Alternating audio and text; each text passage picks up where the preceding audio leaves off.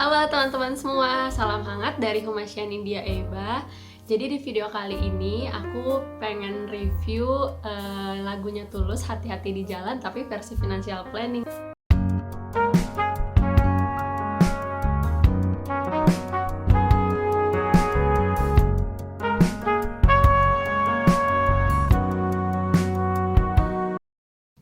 Siapa yang nggak tahu lagunya Tulus, Hati-Hati di Jalan? Kalian pasti udah sering banget muter lagu itu. Ya karena memang menurut aku juga lagunya tuh liriknya bermakna tapi ringan dan nadanya pun sesuai ciri khasnya Tulus. Dan nggak tahu kenapa emang ngena banget ya. Menurut aku lagunya Tulus, Hati-Hati di Jalan ini mengajarkan kita banyak hal dalam hidup, yaitu yang pertama, setiap manusia pasti memiliki jalan hidup yang berbeda-beda.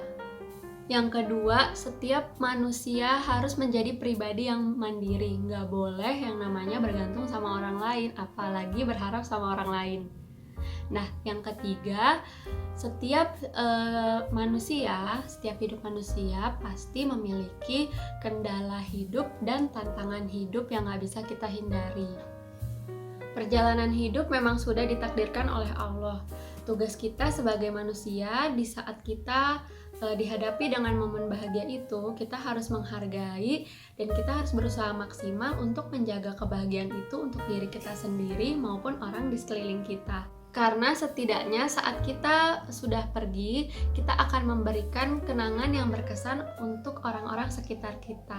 Nah, makna lagu Tulus tersebut merupakan hal paling dasar yang berkolerasi dengan tujuan financial planning, yaitu adalah tidak ada kepastian dalam hidup. Siapa di sini yang pernah nonton film drama Korea 2521? Pasti kalian pernah ingat kata-katanya si Baek Hee-jin. Dia bilang bahwa nggak ada kepastian dalam hidup kecuali gravitasi. Nah, aku setuju banget sih sama statementnya si Baek Hee-jin ini. Yang bisa kita lakukan hanyalah berikhtiar dan berusaha semaksimal mungkin untuk menghadapi tantangan hidup tersebut.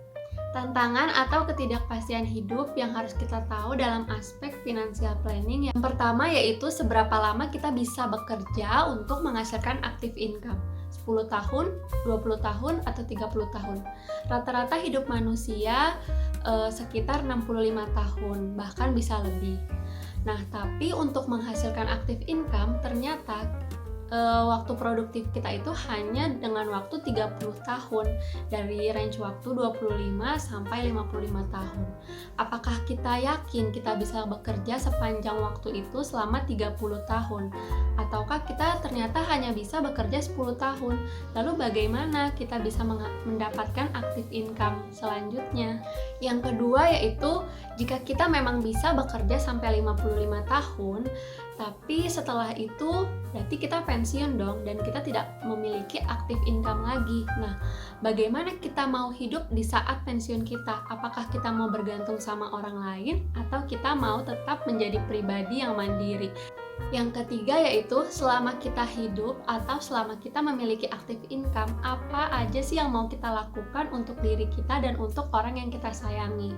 Dan yang keempat, apa aja yang bisa kita tinggalkan atau yang sudah kita tinggalkan untuk orang yang kita cintai, agar orang yang kita cintai itu bisa melanjutkan perjalanan hidupnya di saat perjalanan hidup kita sudah berbeda.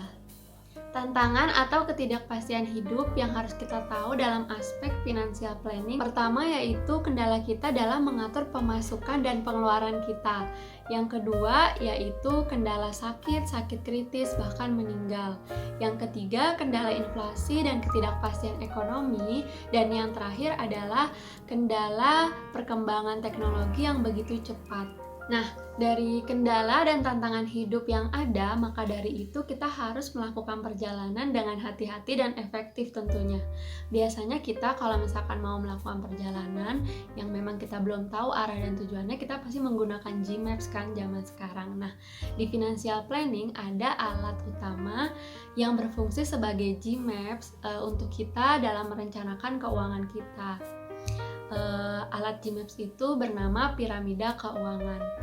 Piramida keuangan ini merupakan dasar ilmu financial planning untuk kita melakukan perencanaan sejak dini. Piramida keuangan ini bertujuan untuk mempercepat tujuan finansial kita dan meminimalisir kendala dan tantangan dengan cara yang sederhana. Bisa kita lihat piramida keuangan ini terdiri dari tahapan pondasi. Seperti membangun sebuah rumah, kita tentu memulai dari pondasi terbawah.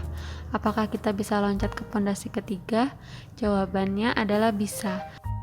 Tapi, apakah setelah pondasi itu terbentuk akan kokoh? Tentu saja tidak, karena pondasi 1 dan 2 belum terisi.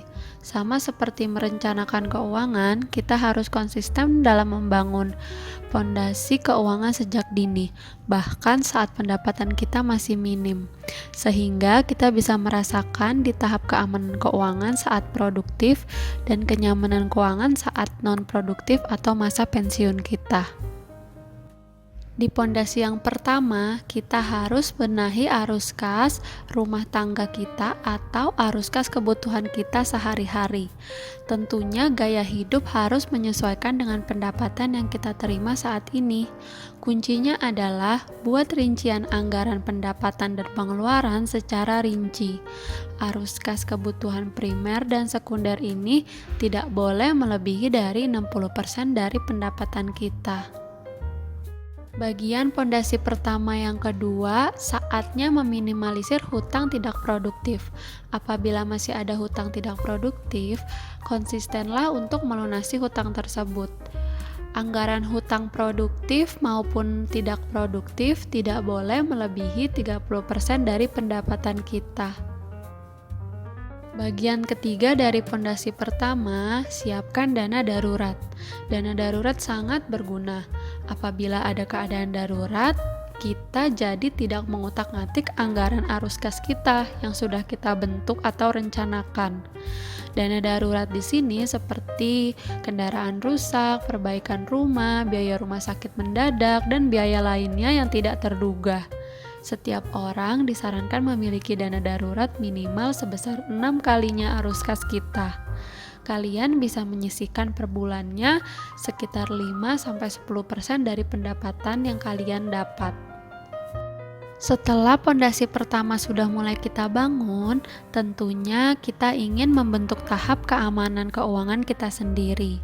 Maka selanjutnya adalah menjaga pondasi pertama tadi agar tetap aman dan tidak mudah hancur, yaitu dengan cara proteksi keuangan kita agar arus kas dan dana darurat tetap terjaga sesuai dengan rencana.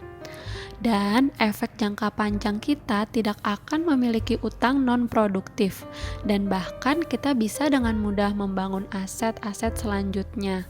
Proteksi ini terbagi dari 3 bagian: proteksi kesehatan, dan proteksi jiwa dan warisan. Di next video, aku akan sharing ke kalian terkait informasi proteksi keuangan. Setelah keuangan kita di tahap aman, tentu saja kita bisa dengan leluasa dan fokus dalam mengembangkan aset kita. Dengan apa? Dengan investasi. Investasi membangun usaha, investasi saham, reksadana, obligasi, atau instrumen keuangan lainnya. Investasi di sini bertujuan untuk mempercepat tujuan finansial kita agar kita bisa hidup nyaman di masa depan, dan juga tentunya untuk meminimalisir kendala inflasi yang terjadi. Video selanjutnya aku juga akan sharing-sharing tentang investasi. Apabila seseorang telah memulai merencanakan keuangannya sejak dini, maka pondasi piramida keuangannya sudah pasti kokoh, sehingga saat masa pensiun orang tersebut akan dengan nyaman menjalani kehidupannya walaupun tanpa aktif income dan tanpa tanggungan dari perusahaan atau usaha tempat orang tersebut bekerja. Orang yang sudah mencapai pondasi ini akan menikmati passive income dari aset dan proteksi yang telah ia bangun. Terakhir, sampailah orang tersebut di puncak kesejahteraan kehidupan, karena orang tersebut telah bisa mendistribusikan aset atau warisannya kepada keluarga bahkan orang banyak. Sehingga bukan hanya saat masih hidup saja ia berguna, tetapi saat orang itu sudah wafat pun asetnya masih bisa berguna untuk orang banyak. Indah sekali bukan? Semoga kita semua bisa berada di tahap ini ya. Rezeki dan perjalanan hidup manusia memang sudah ditakdirkan oleh Allah Subhanahu wa Ta'ala. Tapi nggak ada salahnya kita mengusahakan yang terbaik untuk diri kita dan orang-orang yang kita cintai. Jadi, bukankah ibadah itu merupakan usaha dan usaha itu merupakan ibadah? Oke, sudah selesai video kali ini. Terima kasih buat kalian yang udah nonton dari awal sampai akhir. Gak bosan-bosan juga aku bilang, semoga ilmu ini bisa bermanfaat buat kalian dan buat aku juga tentunya, karena memang di sini tuh aku juga masih belajar. Jadi sampai jumpa di video selanjutnya. Dadah.